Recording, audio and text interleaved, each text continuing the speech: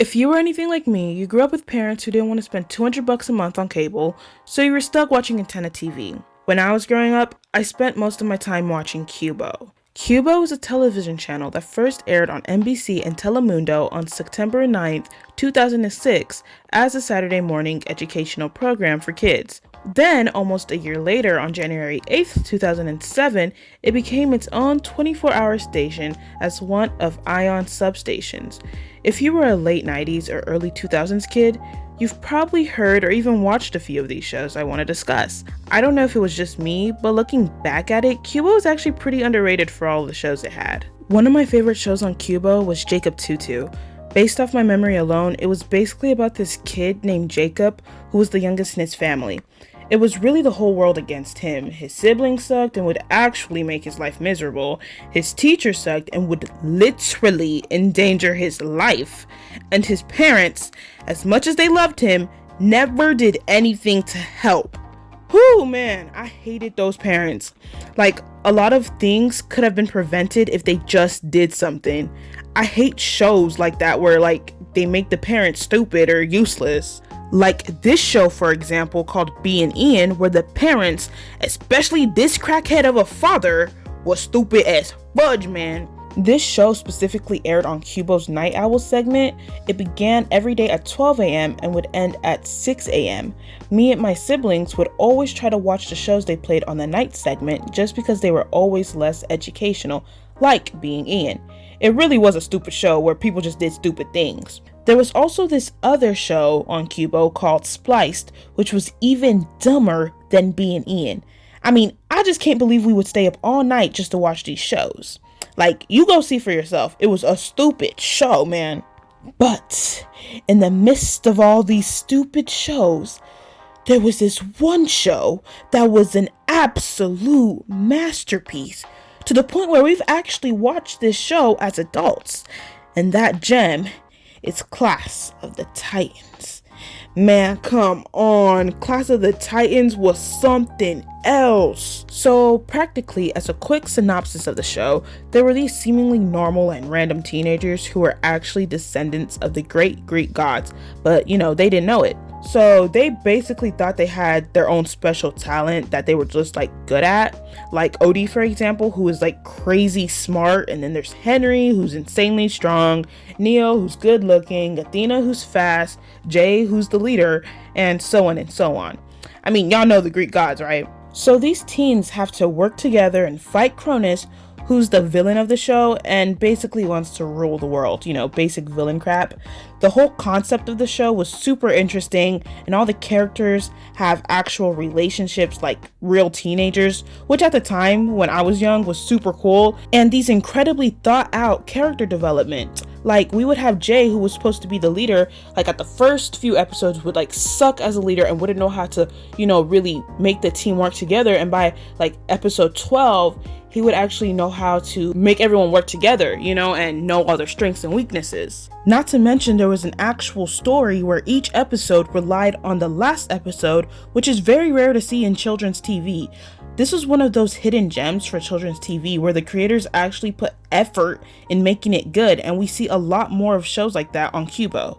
Another show I really liked was Miss BG, which pretty much taught real life concepts kids faced in the perspective of a young girl. I actually saw a lot of myself in BG, which is why I was drawn to her, and I would even think a lot of the things she dealt with is what I would also deal with. Like the episode where she was being bossy with her friends and they didn't want to hang out with her anymore. And I was like, that is so me. Cause I wanted things done my way, but as soon as you start telling people what to do, they don't want to mess with you no more. Which at the time I was like, that's not fair, but you know what? It was a life lesson I had to learn, and I'm better now. Anyways, a few other honorable mentions for shows on Qubo that were actually pretty good are Pearly, Willa's Wild Life, My Friend Rabbit, Rescue Heroes, Pekala, Pippi Longstocking, and The Mysteries of Alfred the Hedgehog. There are probably other shows that were also good that I've missed, and if so, please comment them down below, cause those shows be so nostalgic, man. Like, it be making me cry at times. Like, I was so young and now I'm old. Even with all the great shows I mentioned on Qubo, there was one thing that ruined Qubo, man, and it was the amount of reruns they would play. I feel like there were a total of 5 episodes of each show that they would just replay over and over again. Like, bro, I'm tired of this, Grandpa. That's too damn bad! Especially Pippi Longstocking, man. They had, I think, 3 episodes that they would just play to the point where I hated the show. Like, anytime it would come on, I'd be like, it's back on. The same episode that I've seen time and time again. Honestly, that's what made me hate Qubo. After seeing all the amount of reruns, I just wanted cable. Also, the fact that everyone else seemed to have cable except me. Like, I literally remember a time when someone was talking to me about Hannah Montana, and I pretended to know whoever the heck she was. And then the kid was like, you don't even know who Hannah Montana is, do you? And I literally wanted to disappear from embarrassment because I was caught in 4K, man.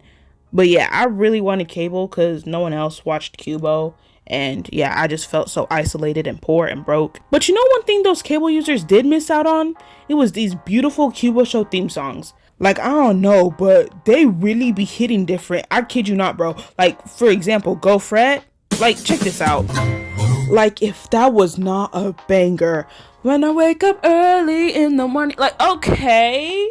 That was cute. Okay, I like that a lot. Or Jane and the Dragon. Like, y'all listen to Jane and the Dragon. The dragon prince, the royal prince, and everyone was freaking. Like, don't tell me that wasn't good. No way from me. Okay, she snapped. She was mad, y'all. She was mad. Oh my gosh. There was also Miss BG. And let me play that one for y'all. Daughter like me is the best thing that happens to our family tree. Like, I could really see her personality in just the theme song alone, you know? If you listen to and if you're grateful to like, come on. Y'all see why I related to her? Like, that was really how I felt about myself. Even though I was insecure as a child, that's really how I felt about myself. Like, kids really be bratty, but you know, also insecure. I kid you not, I know all of these songs by heart because they were actually good songs. Even now, I still sing those songs. Now, before I end this video, there were a few underrated shows that I wanted to bring up that seemed really boring to me as a kid, but the older I got, the better at understanding the plot I was able to get. For example, Jane and the Dragon. Man, that show was great and boring, and it was about medieval times. Like, did kids even like stuff like that? Like, check out this animation. That looks so boring. But then when I was like maybe hitting 8 or 9, I actually sat through an episode. Instead of like moving to the next channel, I would come to find that Jane was just another girl trying to fit in. She was just like me.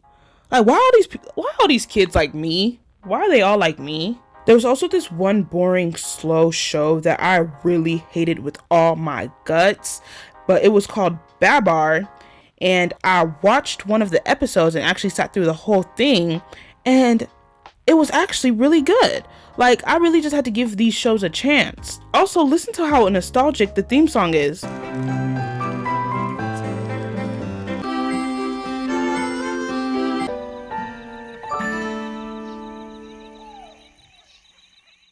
Like, even when I was younger, something about it was nostalgic and beautiful, and I just really liked the theme song. Like I said, like, a lot of these theme songs from Qubo and just these antenna shows were actually really good. Like, y'all missing out, cable users. A lot of people saying Victorious has a great theme song, iCarly has a great theme song, and I'm over here jamming out to My Name is BG, I Hang Out in the Tree.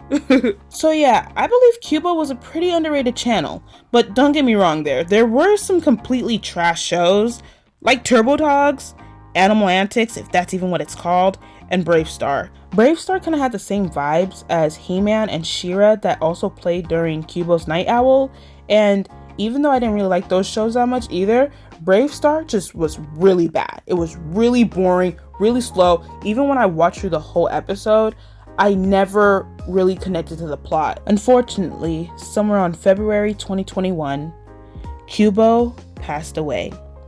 It's too bad that all these kids aren't going to grow up with shows that actually impacted my childhood. But then again, the children's genre is only evolving, sometimes backwards. What do you think about Qubo? Did you have antenna or cable growing up? Let me know in the comments below, and what you'd like to see from me next.